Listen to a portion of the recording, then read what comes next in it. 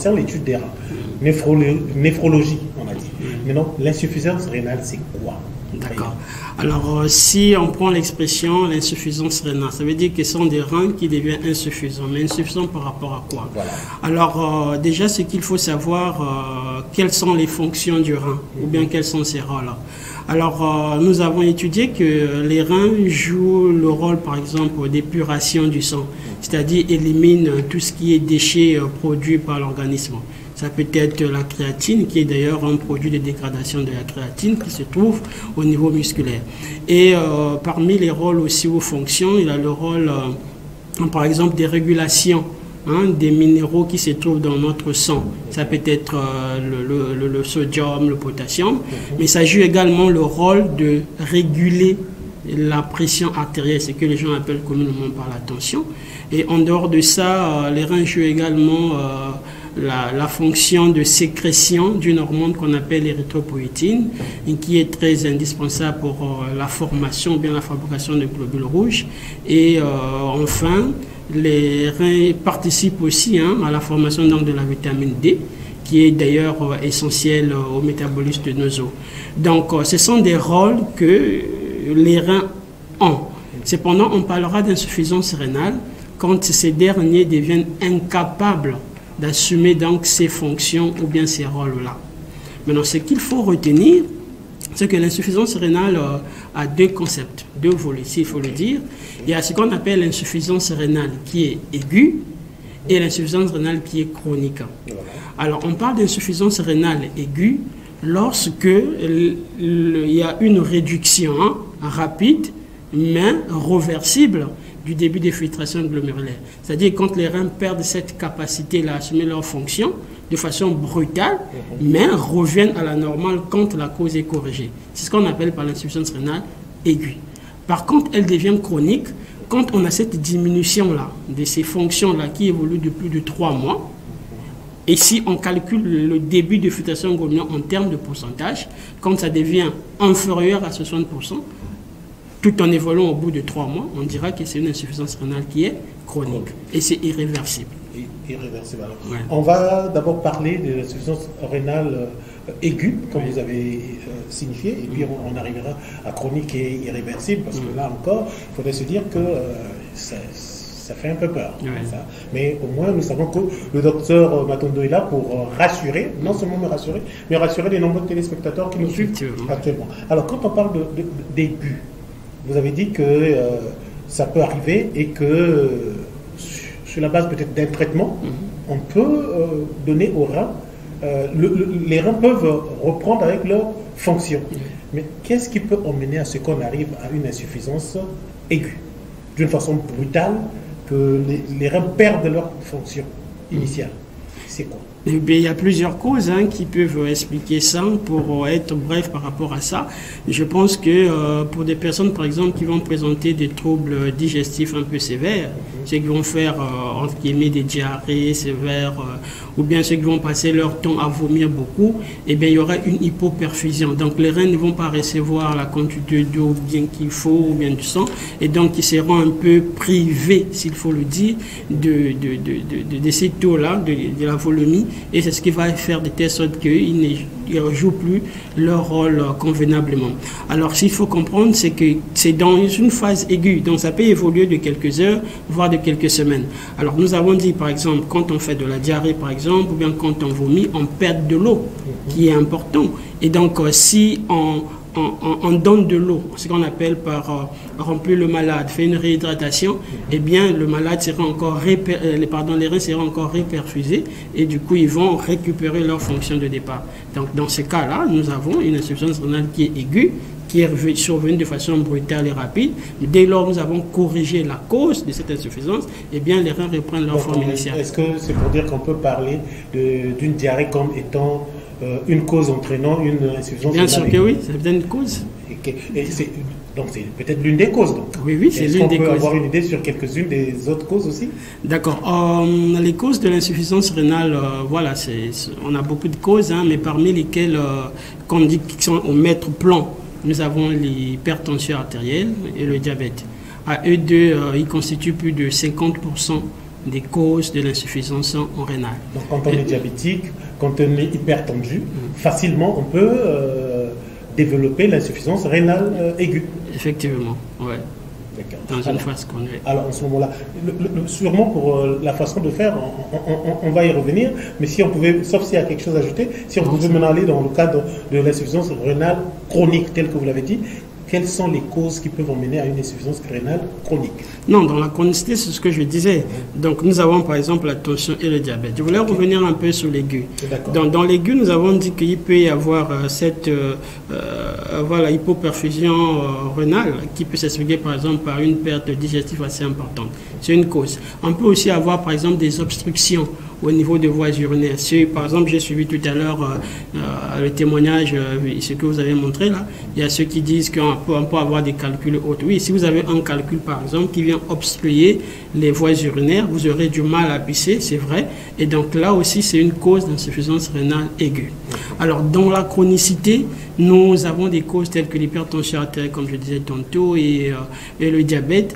Mais en dehors de ça, nous avons aussi des maladies héréditaires, ce que nous appelons une néphropathie héréditaire.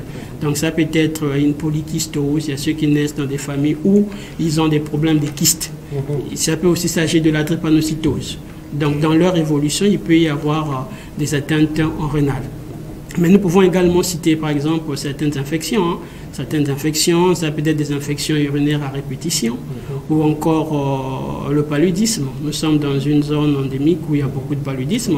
Si on ne traite pas bien notre paludisme, eh bien, ne soyons pas surpris que ça se complique au niveau rénal.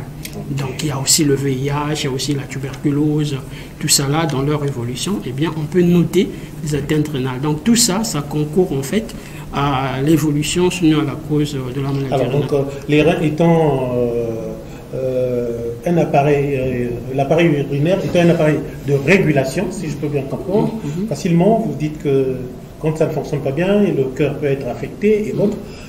Donc, c'est un appareil carrément primordial, s'il faut le dire. Du moment où le palud peut passer par là, c'est quand vous avez un palud maltraité. Ça peut déclencher l'insuffisance rénale. Vous êtes drépanocytaire, ça peut déclencher diabétique et autres. Alors pourquoi est-ce que l'appareil urinaire est ouvert à toutes ces possibilités de déclenchement de maladie? Pourquoi? Ben oui, bon, on ne va pas dire le pourquoi lui seul. Ben, nous, on dit que c'est lui qui régule en fait le milieu intérieur. Donc, quand on voit notre corps, c'est lui qui régule. Parce que tout ce que nous prenons comme médicaments et autres boissons, l'élimination est à 80% rénale. Dans ce que nous buvons comme médicaments, la boisson, peu importe ce que nous faisons, eh bien, sachant que quand ça va subir plusieurs métabolismes au niveau du corps, et la finalité, c'est le passage obligé au niveau rénal. Donc, c'est lui qui reçoit et puis essaie de filtrer un peu. Donc, s'il est agressé par tout ce que nous prenons, eh bien, effectivement, il va souffrir et par conséquent aboutir à cette insuffisance rénale. Et comme nous l'avons aussi dit, que lui participe en fait à la régulation en fait de la pression artérielle. Qui dit pression artérielle dit effectivement le problème au niveau des vaisseaux. Et donc, les vaisseaux, on va voir tout ce qui est cœur. Donc, forcément, il y a un lien direct, ce qu'on appelle, nous, par exemple, par le syndrome cardio-rénal, par exemple. Donc, un problème de rein peut aboutir au niveau cardiaque à travers cette relation-là, vice-versa. Donc, voilà ce que je peux dire par rapport à cet organe qui est le rein, qui joue effectivement un rôle primordial dans notre vie de tous les jours. Alors, docteur, chers téléspectateurs, c'est vrai que vous avez déjà compris le principe de l'émission, puisque vous êtes déjà en train d'envoyer certaines de vos questions. Je les note et puis je vais les poser au docteur qui est là présent. Ce que vous devez comprendre, les numéros qui sont affichés, le numéro le 06, donc vous pouvez envoyer vos messages, même par WhatsApp, et bien par message WhatsApp, poser vos questions ou vos suggestions, ou encore un message simple. Et par l'autre numéro, vous pouvez aussi envoyer des messages. Pourquoi pas essayer d'appeler, mais s'il vous plaît, si vous constatez que je ne prends pas les appels, essayez les messages. Mais vous pouvez appeler et intervenir directement quand vous pensez poser une question importante ou pertinente pour trouver des réponses. Alors, docteur, tout à l'heure, parmi ceux qui ont réagi, qui voulaient en savoir davantage, quand j'ai écouté, il y a quelqu'un qui a parlé de cette maladie, on dit que nous les hommes et tout, voilà. Alors, ce côté-là, j'aimerais quand même qu'on puisse éclairer la lanterne, puisqu'ils ont écouté. Est-ce que l'insuffisance rénale est une maladie typiquement masculine. Qui est censé souffrir de l'insuffisance rénale, docteur? Non, l'insuffisance rénale concerne les deux sexes. Okay. Puisque que vous soyez homme ou femme, nous avons tous nos reins, nos deux reins qui fonctionnent 24 heures sur 24. Donc l'insuffisance rénale peut il peut survenir chez un homme, tout comme chez la femme. Donc voilà, vous êtes rassuré, peut-être pas rassuré, mais vous le savez maintenant, ce n'est pas une maladie masculine. L'insuffisance rénale, qu'on peut être une femme ou un homme, on peut souffrir de l'insuffisance rénale. Donc là, c'est sur les personnes susceptibles de souffrir de l'insuffisance rénale. Mais je vais quand même prendre votre question, monsieur Parcelin. À quel moment, je la pose, de peur que je me perde, parce qu'il y a des questions qui arrivent, à quel moment la prise de l'alcool peut causer l'insuffisance rénale? Monsieur Parcelin.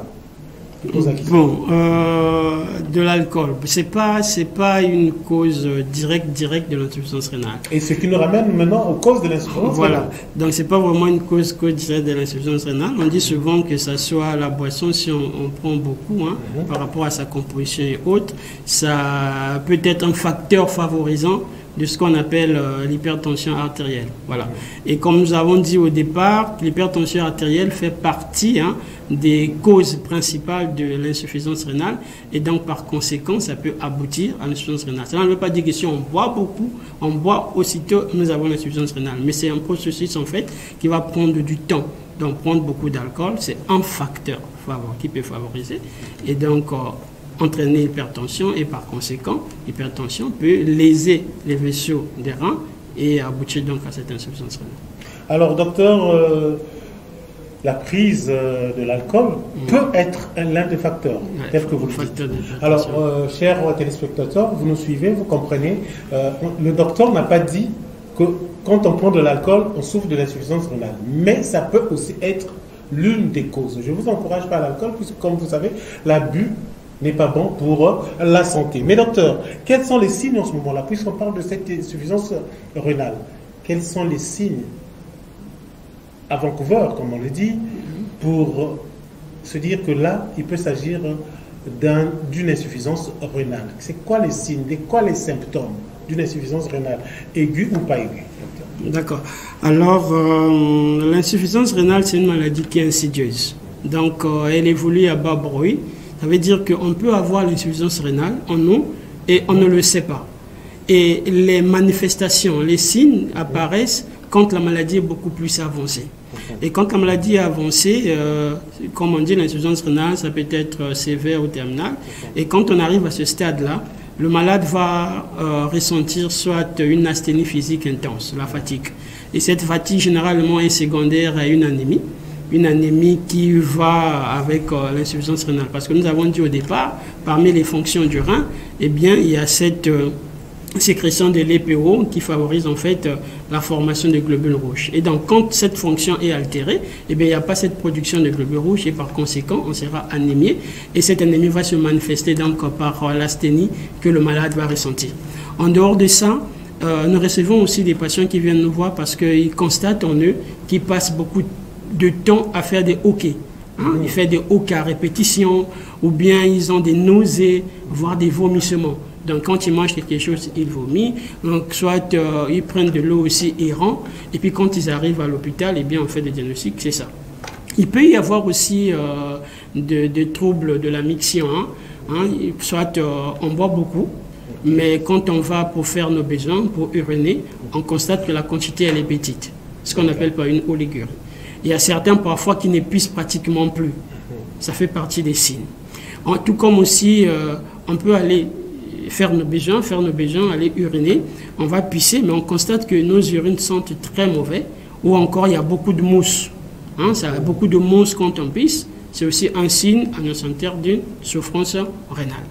En dehors de ça, eh bien, il y a ceux qui viendront avec des signes qui sont propres à l'hypertension artérielle, par exemple.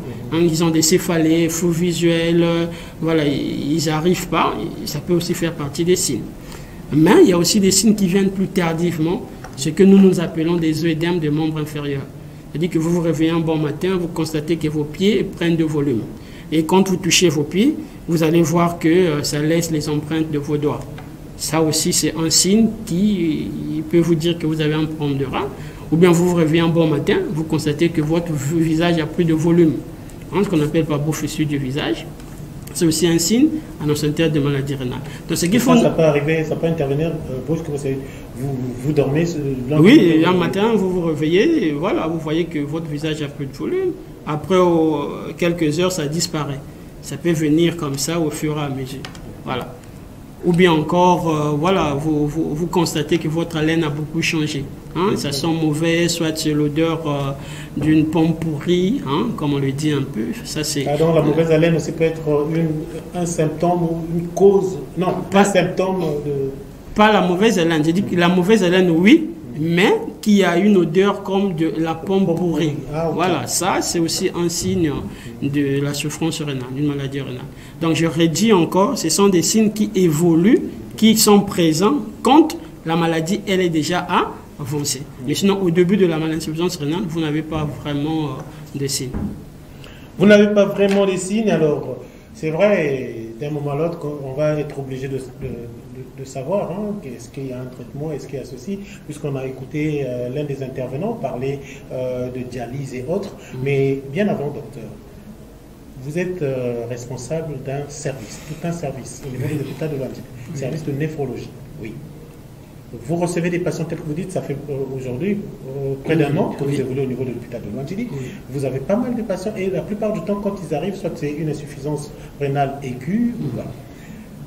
Est-ce qu'on peut classer ça dans le contexte du manque d'information pour que la plupart des patients arrivent à ce stade-là?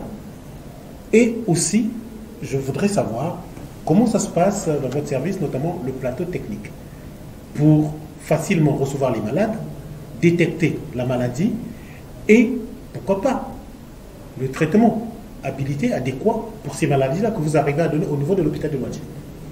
Est-ce que le plateau technique et le pourquoi les malades arrivent la plupart du temps à vous entendre parler, sauf si j'ai mal compris, c'est comme si les patients arrivaient légèrement en retard et la maladie a déjà pris le dessus, docteur. Oui, c'est une très belle question que vous me posez.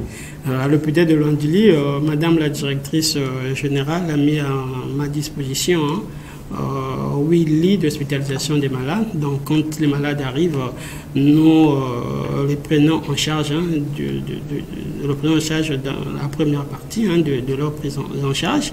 Maintenant, dire que c'est la négligence, je dirais non, parce que parfois, certaines malades ne sont pas informées de leurs problèmes réels. Les malades parcourent des centres de santé intégrés avant d'arriver chez nous, avant qu'on leur dise que vous avez une insuffisance rénale. Très souvent, peut-être certains, c'est la méconnaissance peut-être, mais d'autres, peut-être c'est parce que c'est un refus d'accepter qu'ils sont malades. Peut-être que certains médecins l'ont déjà dit que vous avez un problème de rein, mais voilà, peut-être c'est un déni, ils ne comprennent pas tout ça. Mais il y a ceux qui arrivent effectivement très très avancés que nous essayons de leur apporter un traitement adéquat en fonction de ce qu'ils sont en train de souffrir. Est-ce qu'il y a des centres habilités au niveau de Pointe-Noire, puisque nous sommes à Pointe-Noire, capables de recevoir les patients souffrant de l'insuffisance rénale aiguë ou chronique? Et quand je parle de centre, c'est en faisant allusion au centre d'examen. C'est vrai, au niveau de l'hôpital de Luandili, vous avez un plateau technique et vous faites ce que vous arrivez à faire pour soulager ou soit guérir définitivement ces malades-là. Moi, je me souviens, je pose la question parce que j'ai, dans le cadre de ce que nous faisons, dans ce travail-là, j'ai participé à une enquête sur sur des investissements, des fonds au niveau, par le ministère de la Santé, dans l'État, au niveau du ministère de la Santé. Et il est arrivé que dans les enquêtes, dont s'étaient chargés certaines ONG de la place, parmi lesquelles la RPDH, que je peux citer. Il est arrivé qu'on parle, donc quand on voit les rubriques au niveau des financements, on constate qu'il y avait eu financement, par exemple, d'un centre de dialyse. Et quand nous sommes allés vérifier au niveau du centre de dialyse, les fonds avaient été décaissés, mais arrivé au niveau de ce centre, le centre, il n'y avait que le terrain qui était là et peut-être 2-3 poteaux qui étaient là et il n'y avait rien. Est-ce que des centres comme ça, pourquoi il faut avoir un centre de dialyse, comme il le pensait, et est-ce qu'il y en a sur la place de Pointe-Noire? Oui, là nous sommes dans le traitement, dans la prise en charge de l'insuffisance rénale. Oui, avant qu'on arrive au stade de la dialyse, en fait, comme je l'ai dit tantôt, l'insuffisance rénale évolue en 5 stades. D'accord? Donc, les 4 premiers stades, là, on sous-entend que le rein travaille encore à plus de 15%. Et à ce niveau-là, généralement, nous faisons ce qu'on appelle un traitement conservateur, c'est-à-dire la néphroprotection. Donc, par exemple, si une personne souffre de la tension, on lui donnera ses antihypertenseurs pour éviter, sinon pour retarder l'altération de la progression de la destruction donc, de ces petits néphrons-là. S'il est diabétique aussi, on fera autant. Donc, ça, c'est la première partie de la prise en charge de l'insuffisance rénale chronique. Et quand nous sommes dans la version terminale, le stade 5, où donc les reins ont moins de 15% de leur capacité fonctionnelle, à ce moment-là, on parlera de l'épuration extra-rénale, donc il faut faire la dialyse. Arriver au stade de faire des examens de dialyse, c'est le stade final en quelque sorte. Quand la maladie arrive à ce seuil-là, c'est que on n'a pas pu rattraper avec des traitements néphrologiques, vous avez dit. Oui. Et en ce moment-là, on peut faire recours à un examen de dialyse. Bon, c'est pas un examen, mais c'est un traitement, oui. Voilà. C'est un traitement, voilà, donc qui consiste, la dialyse, en fait, c'est puisque nous avons dit au début, parmi les rôles, les rôles ou bien les fonctions du rein, il y a l'épuration du sang. Son but, c'est d'éliminer tout ce qui est déchets produits par notre corps. Et quand le rein travaille à moins de 15% de ses capacités, donc il devient insuffisant. Et donc il faut l'aider à éliminer ces déchets-là. C'est pourquoi on fait la dialyse. Ce qui revient à dire en ce moment-là, si je peux me permettre de comprendre, pour ceux qui ont peur, donc les patients, parfois en écoutant ce que ça voudrait dire insuffisance rénale, peut avoir peur. Donc il y a bel et bien des traitements pour l'insuffisance rénale. Oui, il y a un traitement, mais c'est un peu coûteux, ouais, peut-être. C'est un peu coûteux, mais on peut faire face à ça, puisqu'on dit que la maladie n'a pas de prix. Alors, docteur, donc parmi les questions qui fusent, on nous dit les Banabilongo nous aident avec les produits même pharmaceutiques. On me dit que la prise des médicaments peut causer l'insuffisance rénale. À quel moment? Sinclair Ondonda. Très très belle question d'ailleurs, parce que les causes, comme je vous ai dit, de l'insuffisance rénale sont nombreuses. Mais parmi ces causes-là, effectivement, il y a certains médicaments que nous appelons par des médicaments néphrotoxiques. À l'occurrence, nous avons les anti-inflammatoires non stéroïdiens. Parce qu'aujourd'hui, il y a ceux qui viennent me voir à l'hôpital de Lantilly pour un problème rénal. Et en l'interrogeant, vous allez vous rendre compte qu'il était sous anti-inflammatoire non stéroïdien au long cours. Alors, pardon docteur, oui. Je sais que je vous interromps, mais c'est juste pour comprendre, comprendre. Et ceux qui sont en train de nous suivre veulent aussi comprendre. Oui. Anti-inflammatoire non stéroïdien. Moi qui suis là, je peux vous garantir que je suis novice. Je ne sais pas quel est l'anti-inflammatoire qui va être stéroïdien ou non stéroïdien. En donnant quelques exemples, ça peut m'aider, pas moi, mais derrière moi, ça peut aider tous les nombreux téléspectateurs qui nous suivent. Bon, je ne vais pas faire la publicité des médicaments, je ne vais pas faire la publicité des médicaments, mais tout ce que je peux dire, il y a les anti-inflammatoires, voilà. Donc quand ils vont se rapprocher peut-être de ceux qui leur vendent des médicaments, si ce n'est pas prescrit par un médicament, bien prescrit par un médicament, je pense que si c'est prescrit par un collègue médecin, il leur expliquera comment prendre les médicaments et pendant combien de temps. Maintenant, si ce sont des médicaments de la rue qui vont s'acheter, peut-être c'est mieux pour eux de préciser, de demander à ceux qui les vendent c'est quel type d'anti-inflammatoire.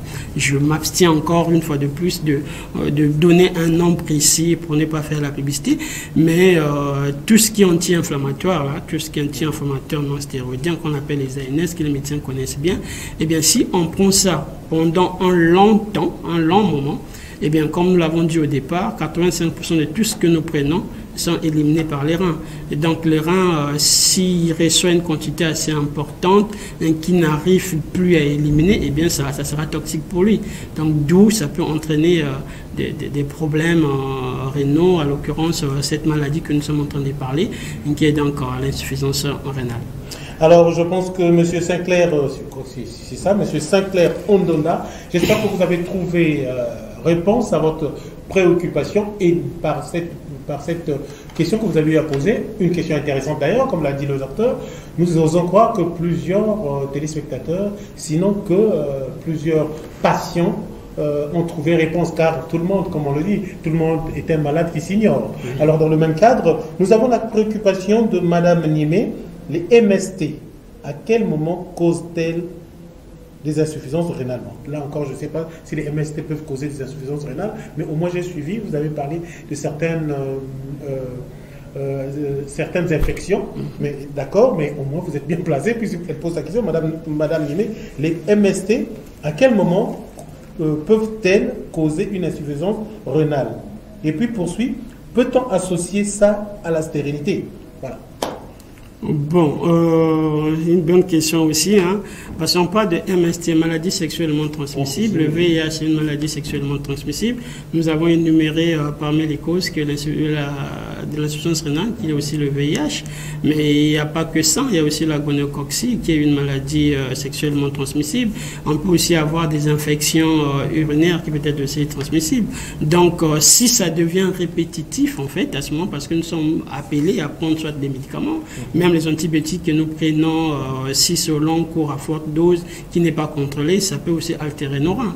Donc, oui, effectivement, les maladies sexuellement transmissibles qui ne sont pas bien suivies, eh bien, peut aboutir à cette altération au niveau du glomérule et par définition, si ce n'est pas bien suivi, eh bien, on va souffrir de cette insuffisance dans sa version aiguë ou chronique.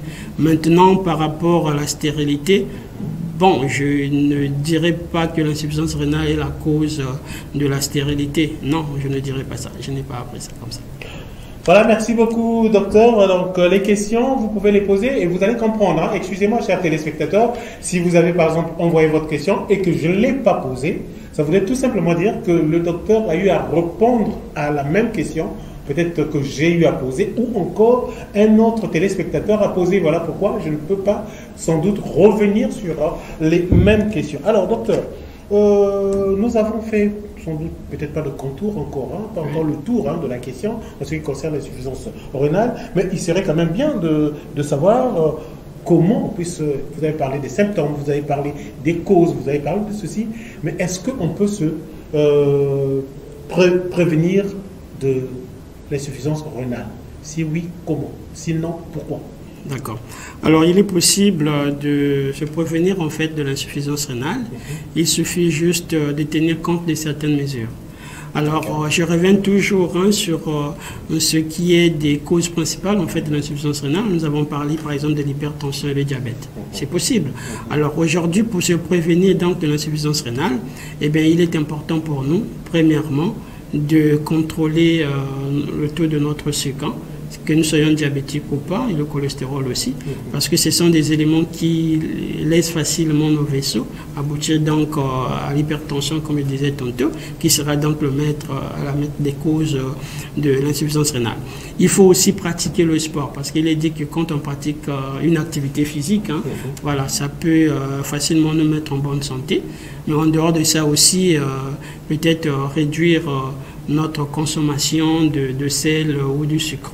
Parce que si vous êtes hypertendu, vous prenez beaucoup de sel, selon les études qui ont été réalisées, ce sont des facteurs favorisants. Voilà, ce n'est pas de cause directe, mais ça peut favoriser la survenue de ces maladies-là. En dehors de ça, contrôler notre surpoids, le poids. Parce que quand nous sommes en surpoids, ou bien que nous sommes obèses, selon les statistiques réalisées, les études des gens, ça réduit en fait le nombre de néphrons au niveau de nos reins. Et comme nous l'avons dit au début, les néphrons font en fait l'élément, l'unité fonctionnelle du rein. Donc nos reins travaillent ou fonctionnent à partir donc, de ces néphrons-là. Donc c'est un facteur. Nous pouvons aussi dire, s'efforcer de manger sainement. Aujourd'hui, au Congo, dans la ville de Pointe-Noire, nous avons la possibilité de manger beaucoup plus de légumes, des fruits, voire de poissons. Éviter tout ce qui est lipides, tout ce qui est gras. Nous devons nous efforcer de l'éviter. Et je reviens encore sur peut-être la question que le monsieur a posée par rapport aux médicaments. Donc, pour éviter aussi l'insuffisance rénale, donc on va éviter l'automédication, prendre beaucoup de médicaments, parce que nous avons dit qu'il y a des médicaments que nous prenons au long cours qui peuvent altérer nos reins. tout comme aussi les tisanes qui sont monnaie courante aujourd'hui. Oui, j'allais en venir, notamment voilà, sur cette préoccupation traditionnelle, ce qu'on ne refuse pas, la tradithérapie, mais est-ce que dans cette même lancée, il vous arrive de recevoir les patients qui ont été d'abord sous un traitement traditionnel avant qu'ils arrivent à votre niveau, et quelles en sont les conséquences? Bien sûr que oui, hein, ils arrivent parce qu'aujourd'hui, tout le monde fait recours à la tradition, à l'occurrence des tisanes qui sont vendues. Moi, je reçois ces malades à l'hôpital Landili. Ils vont nous dire que non, on m'avait donné 2-3 bouteilles de tisane, mais pourquoi? Non, parce que j'étais en train de suivre un traitement contre l'hémorroïde, ou bien c'est contre le diabète, ou bien c'est contre la tension, voire même le paludisme. Il y a certaines qui prennent même ces médicaments-là, traditionnels, qu'on appelle des tisanes, pour, entre guillemets, leur permettre d'avoir des grossesses. Vous voyez, ceux qui ne mettent pas au monde, ou bien qui ont maintenant du mal à mettre au monde, ils prennent ça. Mais le problème est que ces tisanes-là sont prises de façon abusive, des quantités où même ceux qui donnent ou ceux qui boivent ne maîtrisent pas. Et je reviens encore en disant que le rein, c'est le milieu intérieur. C'est le rein, en fait, qui régule tout ce qui se trouve dans notre organisme. Et donc, quand cette énorme quantité de boissons traditionnelles que nous buvons arrive au niveau du rein, eh bien, ça peut léser, puisque le rein reçoit, mais il n'est plus capable d'éliminer ça. Donc, c'est aussi une cause de l'insuffisance rénale. Donc, c'est pourquoi on devrait éviter de faire l'automédication sur toutes ces tisanes-là. Et enfin, toujours dans le but de prévenir ces maladies rénales, il est important de consulter un médecin néphrologue qui va vous donner des examens pour évaluer votre fonction des reins. Voilà un peu comment est-ce qu'aujourd'hui, on peut se prévenir contre l'insuffisance rénale.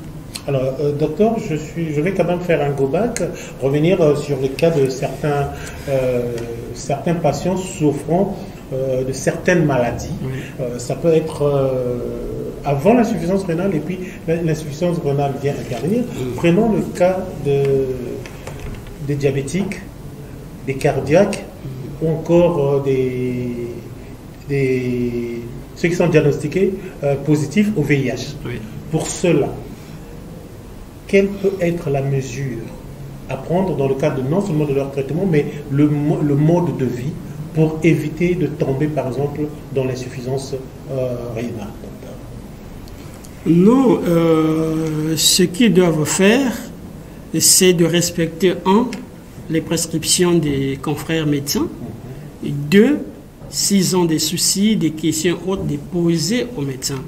Parce qu'aujourd'hui, on peut avoir le diabète, on peut avoir la tension, ou bien on peut être suivi pour le VIH. Ça ne veut pas forcément dire que nous aurons l'insuffisance rénale.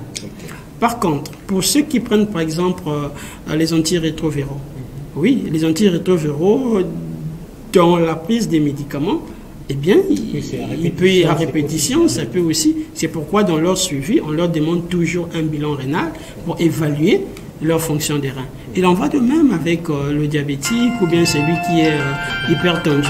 Donc il y a ces médicaments-là qu'on leur donne effectivement, c'est pour évaluer ça. Pour évaluer, on va essayer de prendre ce téléspectateur. C'est vrai, j'ai déclenché la sonnerie. Allô? Allô?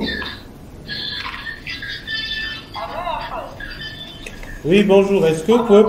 Allô, oui. Est-ce que vous pouvez poser votre question directement? Bon, d'accord. Ok. C'est bon. Merci. Alors, la prise de médicaments, c'est là où nous étions.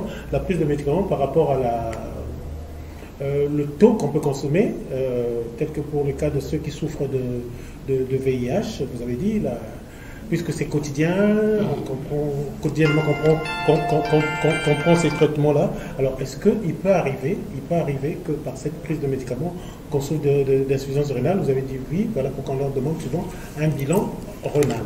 Mais c'est vrai, là, c'est par rapport à cela.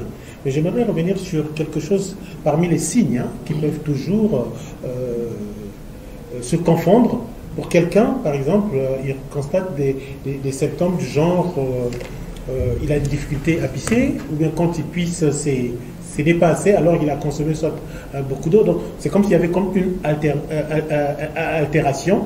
À quel moment les deux principes, quand je parle de deux principes, je voulais parler de la prostatite, à quel moment ça peut se superposer? C'est on peut confondre l'insuffisance rénale à la prostatite. C'est puisque dans certains cas, quand on parle des urines, altération ou je ne sais pas quoi, on a comme l'impression qu'on peut avoir affaire aux mêmes symptômes. Que doit faire un patient quand il puisque ils ne sont pas des sachants. À quel moment ça peut s'entrecroiser, les symptômes bien sûr? Voilà, donc il y a une inflammation de la prostate qui est là, une infection peut-être peut survenir, et il peut y avoir aussi une dysurie, donc difficulté à uriner. Au début, on ne peut pas dire que c'est une insuffisance rénale. Donc c'est un signe qui peut survenir sur plusieurs maladies. Donc la seule façon de différencier ça de l'insuffisance rénale, c'est de doser ce qu'on appelle la créatinine. Voilà, on dose ça dans le sang. Et quand c'est altéré, à ce moment, on va dire que c'est associé à une insuffisance rénale. Mais tant que vous pouvez avoir votre valeur de la créatine qui est normale et que vous avez une difficulté qui peut être liée soit à une obstruction, soit à votre infection urinaire qui vous pique, vous avez du mal sans avoir une atteinte de la fonction rénale, ça arrive. Donc ces signes-là, comme je le dis tantôt, ça survient quand la maladie est très avancée, mais on parlera de l'insuffisance rénale quand on dose les marqueurs d'atteinte rénale, quand c'est vraiment altéré. À ce moment, on vous dira ce signe-là, c'est survenu sur l'atteinte rénale. Et cette atteinte rénale-là, dans sa version aiguë ou chronique, et ça, c'est les autres bilans que le médecin demandera qui va les confirmer. Merci beaucoup, docteur. C'était un plaisir de vous recevoir sur ce plateau. On ne va pas se quitter comme ça, c'est vrai. Bientôt, l'heure à notre niveau va nous être impartie, mais qu'à cela ne tienne, on a quelques minutes encore, et c'est l'occasion peut-être de vous poser la question de savoir, est-ce qu'il y a un aspect qu'on aurait dû évoquer, qu'on n'a pas évoqué, puisque vous êtes le sachant, et que c'est le message que vous voulez faire passer aux nombreux téléspectateurs qui nous suivent à Pointe-Noire et partout dans le monde, et aussi, quel est le message que vous adressez à la population de Pointe-Noire en ce qui concerne cette pathologie d'insuffisance rénale? C'est quoi le message? D'accord. Alors en ce qui concerne la population de Pointe-Noire, je leur dirais que l'insuffisance rénale, c'est bien une maladie qui est connue, que beaucoup de nos compatriotes souffrent, et que ce que je leur conseille, c'est d'éviter de faire l'automédication, de prendre des médicaments de façon abusive. Pour tous ceux qui sont hypertendus, diabétiques ou bien qui ont une maladie chronique qui prennent des médicaments tous les jours, eh bien c'est important d'aller consulter un médecin néphrologue pour évaluer leur fonction de rein. Maintenant, peut-être un petit mot pour mes chers confrères. Quand vous recevez par exemple un patient qui a une altération de sa fonction rénale, au bout de 2 voire 3 consultations consécutives, il est important de l'orienter vers un néphrologue. Ça ne sert pas de lui dire juste de boire beaucoup d'eau, parce que la réhydratation, c'est une version de l'insuffisance rénale aiguë. Donc si au bout de 3 consultations, la créate reste élevée, eh bien il faut l'orienter vers un néphrologue qui va l'aider donc à conserver le peu de néphrons que le malade a pour assumer leur fonction rénale.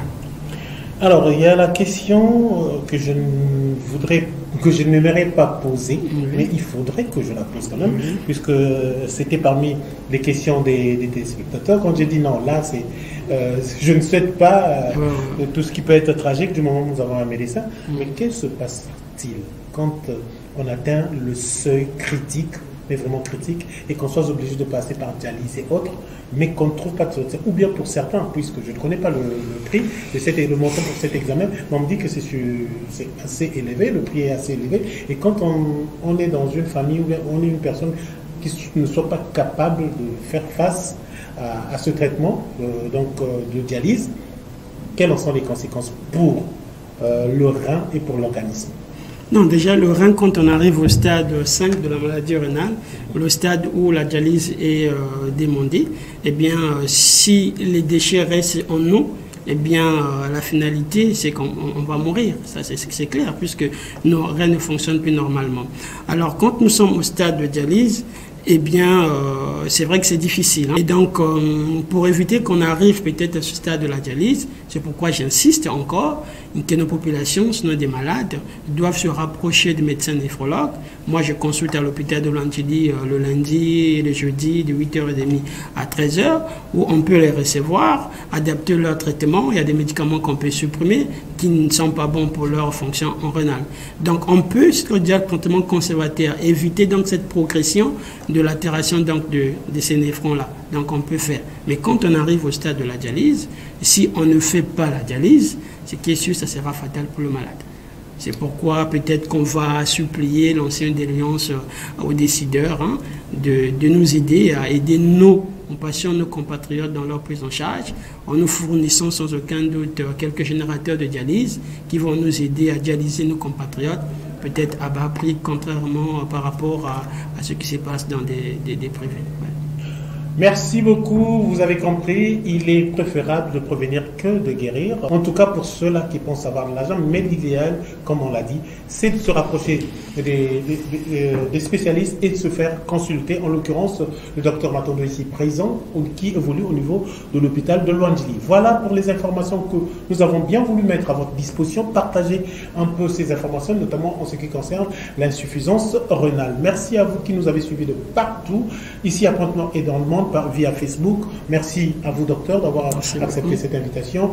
Merci à toute l'équipe technique qui m'a tenu compagnie aujourd'hui et à la hiérarchie de cette chaîne de télévision. On se retrouve samedi prochain, même chaîne, même heure, avec le même plaisir et surtout pour un nouveau thème. Au revoir.